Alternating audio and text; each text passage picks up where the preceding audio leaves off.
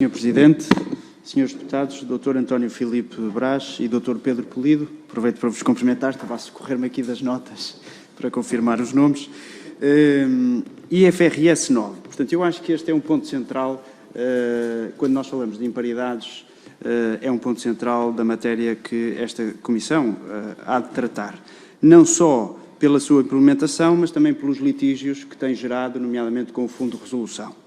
Portanto, nós passamos de um modelo de perdas incorridas para um modelo de perdas esperadas, portanto, começamos a introduzir uma modelação estatística, já aqui referiu algumas das variáveis que eventualmente estarão por detrás dessa modelação, projeções macroeconómicas, elementos históricos, planos de negócios de clientes, cash flows esperados, etc. A minha primeira dúvida é esta. A Ernst & Young auditou em algum momento os modelos de reconhecimento de imparidades com base nestes modelos ou estimativas? Modelos estatísticos, não é? Vamos lá ver.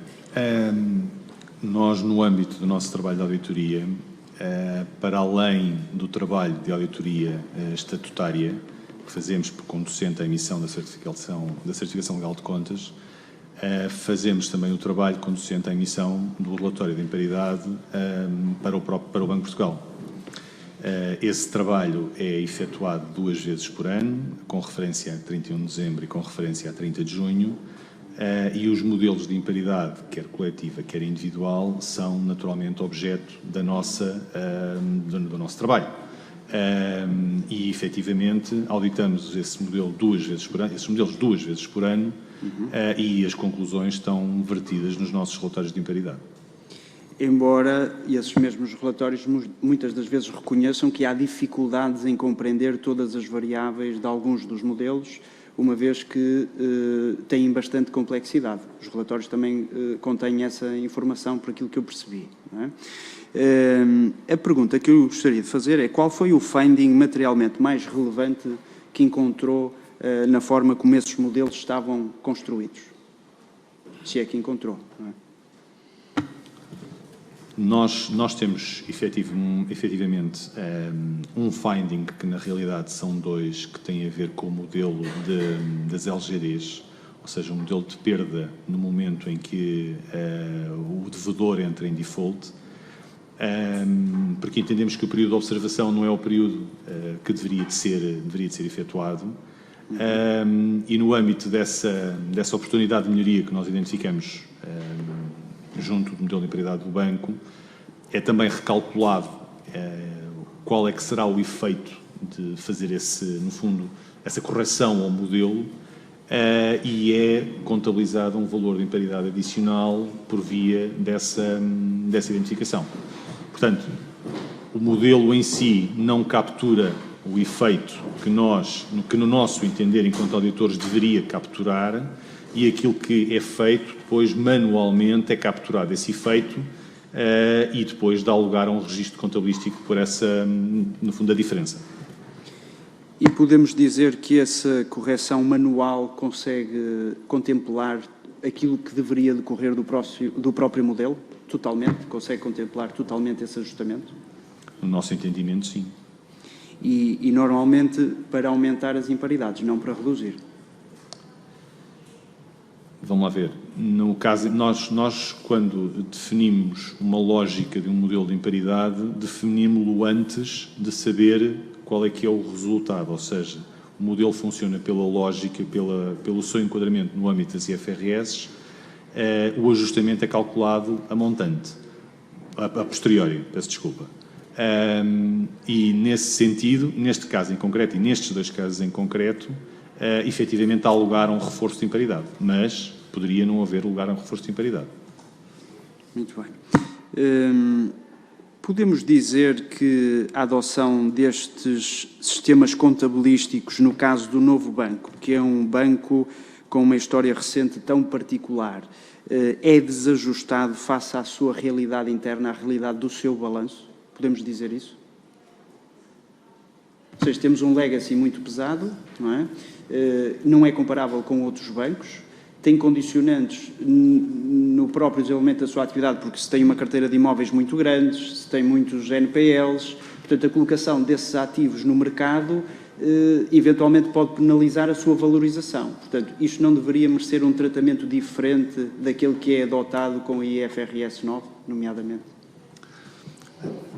A adoção das IFRS não é uma opção, é uma obrigação, é uma imposição por força de todo o ordenamento regulatório a nível da União Europeia, e as IFRS estão construídas com o objetivo de abarcar todas as situações possíveis que existem ou todos os momentos possíveis que podem acontecer na vida de uma qualquer instituição financeira ou não financeira.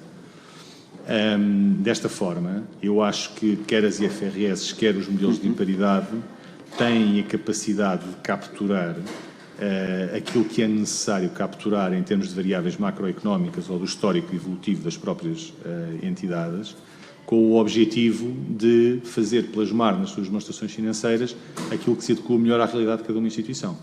Portanto, respondendo à sua questão, eu diria que as IFRS estão bem aplicadas no caso do novo banco, e de facto não há outra solução que não aplicar as IFRS. Mas depende das organizações regulatórias, disse isso, não é? Portanto, não é uma opção para o novo banco, até aí estamos de acordo, mas o Banco Central Europeu poderia entender que para instituições como esta, que surgiram num determinado contexto muito específico, depois tiveram a sua evolução nos anos recentes, poderia existir aqui uma modelação ligeiramente diferente destes sistemas contabilísticos. Soutor, isso é uma questão que me extravasa um pouco as minhas... Eu percebo. As minhas funções. Não é? Mas a sua perplexidade basta-me. Portanto, a Ernst Young, a determinada altura, vai dizendo que a utilização de abordagens, modelos ou pressupostos alternativos podem ter um impacto material no valor da imparidade estimada. Portanto, há sempre aqui uma decisão da gestão, da administração do novo banco. Era possível enquadrar ou contabilizar as imparidades de outra forma dentro do quadro regulatório que não aquela que a gestão foi utilizando ou considerando as decisões que foi tomando ao longo do tempo? Poderia ser mais prudente, mais flexível nesta contabilização? O cálculo, a estimativa de imparidade é uma estimativa que tem sempre por base toda a informação disponível num determinado momento. A interpretação dessa informação é, em certos casos, subjetiva e pode levar a pressupostos ou conceitos em termos de imparidade que podem ser mais ou menos favorável. Tirando aqui um pouco o tema desta situação, olhando para o relatório que nós tivemos a analisar anteriormente, aquilo que a Ernst Young apresentou foi um intervalo de razoabilidade dentro do qual uma imparidade caberia. Aquilo que nós fazemos no âmbito da nossa análise da imparidade do novo banco, quer individual, quer coletiva, passa por analisar os pressupostos que o banco considerou, passa por olhar para eles e ver se, no nosso entender, eles fossem fazer algum stress test, ou seja, perceber se nós incrementássemos a taxa de desconto ou o número de anos ou vários pressupostos, como é que se comportaria a imparidade, criando aqui, eu diria que, bandas de razoabilidade. A imparidade não é uma medida precisa, não pode ser uma medida precisa, é uma estimativa. Neste sentido, aquilo que nós concluímos, quando assim concluímos, naturalmente, é que a imparidade que o novo banco registrou em cada um dos momentos ao longo destes últimos 3 anos, para nós, com exceção, obviamente, de algumas pequenas diferenças imateriais, para nós está dentro daquilo que é um valor razoável. O que é que nós queremos dizer? Repare, muitas vezes a imparidade pressupõe o desfecho de um processo em tribunal.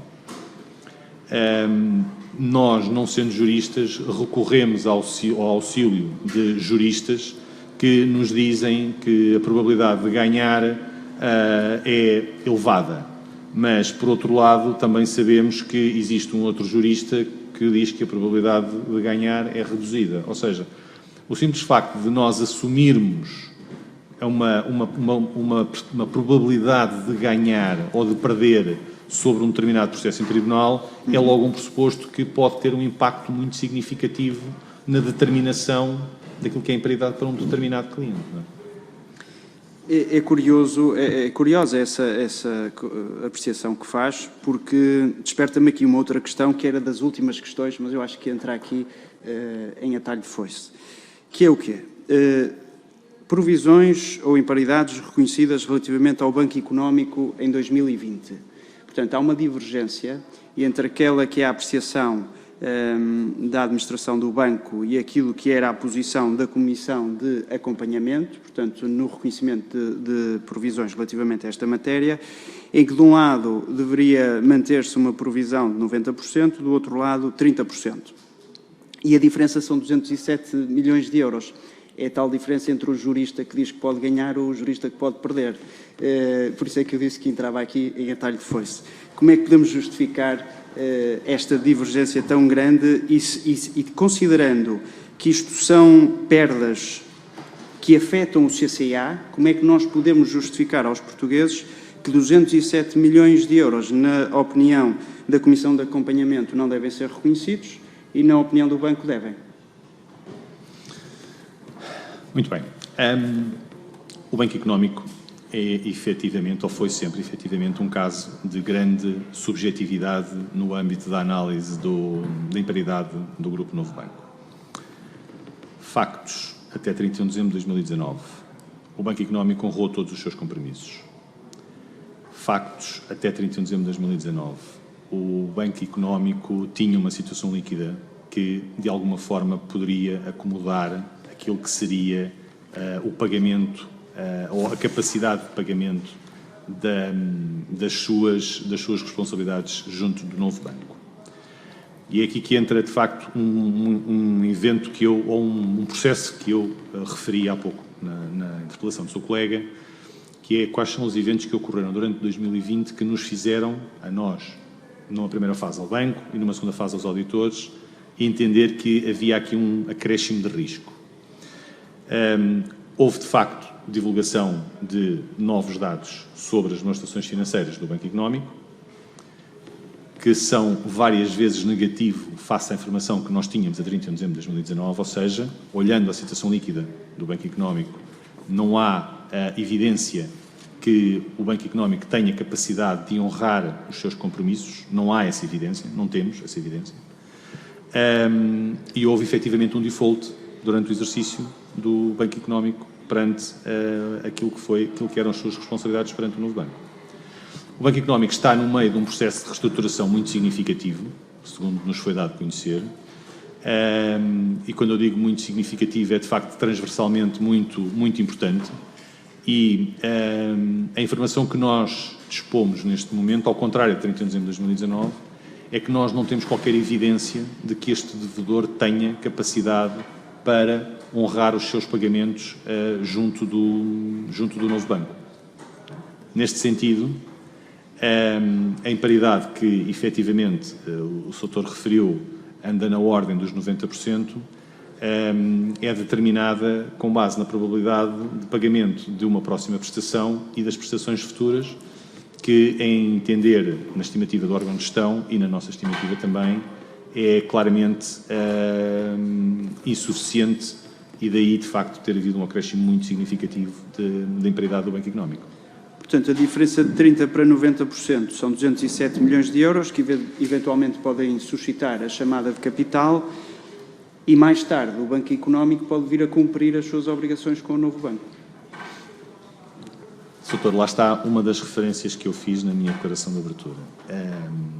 Nós, quando fazemos a nossa auditoria, e é algo que as nossas equipas são fortemente instruídas a fazer, nós fazemos a nossa avaliação de auditoria não tendo presente, ou procurando não ter presente, se estamos perante ativos CCA ou ativos não CCA. O nosso objetivo é, quando nós assinamos as demonstrações financeiras e dizemos que estão de acordo com as normas internacionais do relato financeiro, assim, o nosso objetivo é que assim seja o mais possível, ou na totalidade. A nossa crença é que é na totalidade. Aquilo que nós acreditamos é que é na totalidade.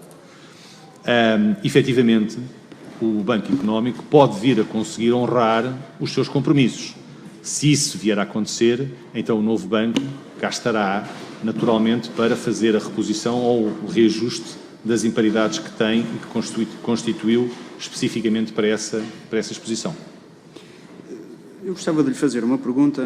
Portanto, eu tenho aqui uma notícia do dia 7 de janeiro de 2020, divulgada pela Lusa, que diz: Banco Económico prepara recapitalização para cumprir recomendação do Banco Central de Angola. Portanto, no início de 2020 surgiam já indícios de que havia problemas no Banco Económico. A pergunta que eu lhe faço: a Ernst & Young tem alguma ligação com o Banco Económico em Angola? A Ernst & Young é auditora, a Ernst & Young Angola é auditora do Banco Económico em Angola. E troca informações com a Ernst & Young Portugal? Naturalmente que não. Muito bem. Portanto, os problemas que se materializaram eventualmente em 2020 relativamente à capacidade de cumprimento do Banco Económico provavelmente já eram conhecidos da Ernst & Young Angola. Talvez não a portuguesa, mas a Ernst & Young Angola eventualmente sim. Sr. os problemas conhecidos pela Ernst & Young Angola relativamente ao Banco Económico, eu tenho a certeza que estão refletidos no relatório de auditoria do Banco Económico que foi elaborado pela Ernst & Young Angola e que naturalmente nós analisamos em cada momento. Neste momento, o que eu posso dizer é que ainda estamos a aguardar a emissão do relatório de auditoria da Ernst & Young Angola relativamente ao exercício de 31 de dezembro de 2019. Desta forma, relativamente ao exercício de 31 de dezembro de 2019, nós não temos mais informação para além daquela que nos foi disponibilizada pelo novo banco, porquanto não há outra informação pública para o efeito. Eu vou fazer agora uma extrapolação daquilo que me pareceria justo. Se houvesse um desembolso do CCIA no valor de 207 milhões de euros por causa do Banco Económico e ele viesse a cumprir mais tarde, seria razoável que o novo banco devolvesse os 207 milhões ao Fundo de Resolução, eventualmente. Vamos lá ver, o mecanismo de capital contingente do CCA tem regras para fazer os pagamentos do Fundo de Resolução ao Banco Económico, do Fundo de Resolução ao novo banco e do novo banco ao Fundo de Resolução. Eu diria que quaisquer pagamentos ou recebimentos têm que ser sempre enquadrados nas regras que estão definidas no âmbito do contrato de capital contingente. Se estiverem assim enquadradas e tiverem que ser pagas, naturalmente que terão que o ser. Não é? Muito bem. Alteração da contabilização de imparidades. Portanto, tínhamos um modelo transitório, o IFRS 9, modelo transitório, pedido pelo novo banco ao Banco Central Europeu, mas a determinada altura o novo banco decide alterar esta metodologia e, portanto, queriam, num primeiro momento, salvaguardar o cumprimento de rácios de capital e, portanto, poderiam ir buscar 226 milhões de euros ao Fundo de Resolução, através do CCA, ou poderiam fazer uma outra operação em que perderiam cerca de 3 milhões de euros. Optaram pela primeira, era mais fácil ir ao CCA, naturalmente, e eram 226 milhões de euros, mas depois até se chegou à conclusão que nem era preciso nem uma operação nem outra para cumprirem os rácios de capital. A Comissão de Acompanhamento, em 27 de 2 de 2020, diz mesmo numa ata que o novo banco não seria prejudicado nos seus rácios de capital com a continuação do regime transitório da IFRS 9. Pergunto-lhe, se eventualmente souber, porque é que o novo banco aderiu em 2018 ao modelo transitório e não ao modelo de implementação integral? Doutor, no âmbito de uma certificação legal de contas, e por força da Lei nº 140 de 2015, o auditor está proibido, por força da lei, de apreciar a eficiência ou eficácia com que uma gestão gera uma determinada entidade.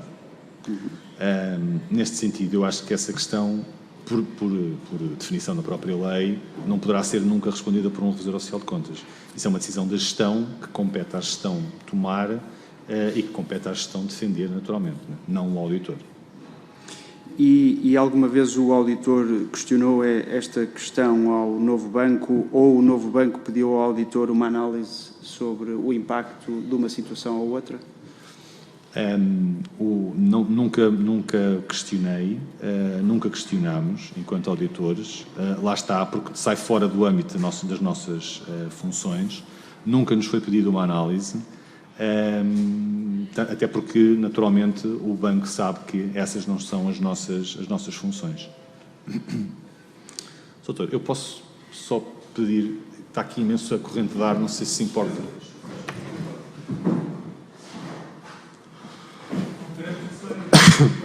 Obrigado.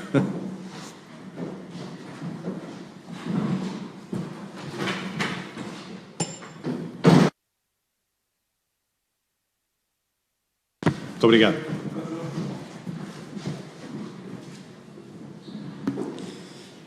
Muito bem. Em 24/11/2020, a Comissão de Acompanhamento afirma que a situação dos prejuízos superiores a 1.000 milhões de euros em 2020 e uma call que na altura se estimava em 914 milhões se deviam a uma estratégia seguida de uma rápida redução de NPLs e de constituição de provisões que permitem em 2021 ter o balanço limpo, de forma a criar condições para um resultado positivo em 2021. Como é que nós justificamos tantos anos, tendo em conta a vossa experiência naturalmente, como é que nós justificamos tantos anos de prejuízos sucessivos e agora milagrosamente em 2021, no primeiro trimestre, vamos ter lucros? Vamos lá ver, eu não sei se vamos ter lucros milagrosamente ou não no primeiro trimestre de 2021. Nós estamos contratados para fazer a revisão trimestral em 2021, ainda não a iniciamos, ainda não temos não começámos esse trabalho. Agora, aquilo que eu lhe posso dizer é que as nossas estimativas e aquilo que nós vimos das contas, quer em 2020, quer em 2019, quer em 2018, estão fundamentadas com eventos que ocorreram em cada um desses exercícios.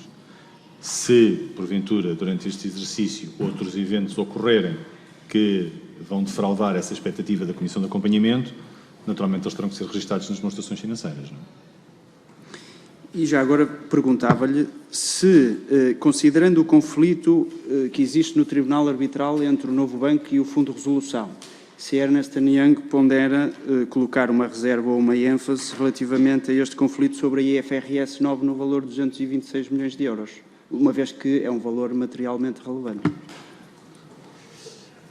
Se esse impacto tivesse efeito nas demonstrações financeiras, obviamente que nós teríamos que colocar uma reserva. Mas repare, aquilo que o banco fez foi utilizar o modelo de impacto do ajustamento de IFRS 9 para efeitos de capital, o impacto diferido. O diferente surge porque o banco quis alterar, mas não alterou, quis alterar para o modelo de consideração a 100% desse impacto. Se o fizesse, teria de facto um impacto no CCA que não veio a ocorrer, que não aconteceu, não é? Portanto, isso está em tribunal arbitral. Quando tiver decidido em tribunal arbitral, depois logo veremos como é que iremos contabilizar esse impacto ao nível do CCA. De momento, não há qualquer efeito a nível das demonstrações financeiras. É meramente regulatório. Mas a Ernst & Young poderia determinar, por exemplo, tendo em conta as opiniões jurídicas que recolhe, que há maior probabilidade ou menor probabilidade de o Novo Banco ter vencimento sobre esta matéria. Neste momento, a nossa expectativa é que aquilo que existe, a maior probabilidade, corresponda àquela que está registada nas demonstrações financeiras. E o diferente que existia sobre a IFRS 9, modelo transitório ou de implementação integral, é exatamente o mesmo ao longo do tempo ou existiu variações, ou seja, no ano em que primeiramente ocorre, 2019, e a seguir, acontece sempre da mesma forma? Não percebi a sua questão. O diferente que existe entre o Fundo de Resolução e o Novo Banco relativamente à implementação da IFRS 9 é exatamente igual desde 2019 até hoje? Só um diferente, não é? É o mesmo. Sim, mas ele tem um efeito contínuo no tempo ou não é? Tem um efeito, obviamente, que cada ano que passa, o valor que é implementado, que é impactado, que é diferido, vai fazendo um wearing out, vai diminuindo, não é? E esse efeito, naturalmente, está a decorrer de acordo com aquilo que o banco prudentemente considerou que era a abordagem mais prudente relativamente a essa matéria. E o efeito, obviamente, vai diminuindo, até que chegamos ao fim de 5, 6 anos, creio eu, e o efeito anula-se. Uma questão interessante é que, por causa da pandemia e do Covid, as exigências do BCE relativamente ao sistema bancário diminuíram um pouco, e nomeadamente em termos de cumprimento de rácios de capital. Portanto, nós estamos balizados ou limitados aqui por causa de um contrato, do mecanismo do CCA, mas a realidade para os outros bancos é muito mais benéfica. No entanto, o Fundo de Resolução continua a ter que pagar para cumprir os rácios de capital mínimo previstos no CCA. A questão que eu coloco é se existe uma proporcionalidade neste mecanismo, tendo em conta que hoje o BCE exige menos às outras instituições, porque é que o Fundo de Resolução há de ter que pagar um contrato que está desajustado face à realidade de hoje, porque houve uma alteração das circunstâncias? Sr. Doutor, eu acho que essa questão, o auditor registra os contratos na medida em que eles existem, não é? Se os contratos está desajustado ou não está desajustado, eu acho que essa questão pode ser colocada ao Fundo de Resolução ou eventualmente a algum representante do Banco Central Europeu.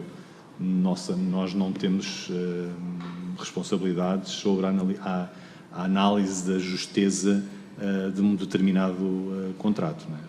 Mas conseguem dizer que com as regras... Para terminar, com as regras regulatórias que existem hoje, o banco poderia ter um rácio de capital inferior a 12%, que ainda assim estaria a cumprir as exigências do BCE.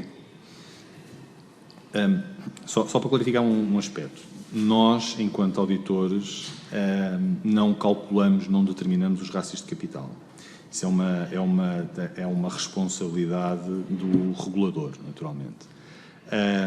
E as determinações dos rácios de capital em cada momento devem, ou melhor, o CCA deve seguir aquilo que está contratualizado e as determinações dos rácios de capital são verificadas pelo regulador.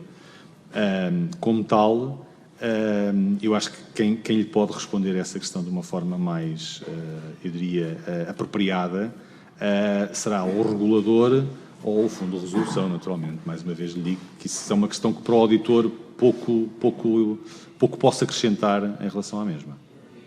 Muito obrigado.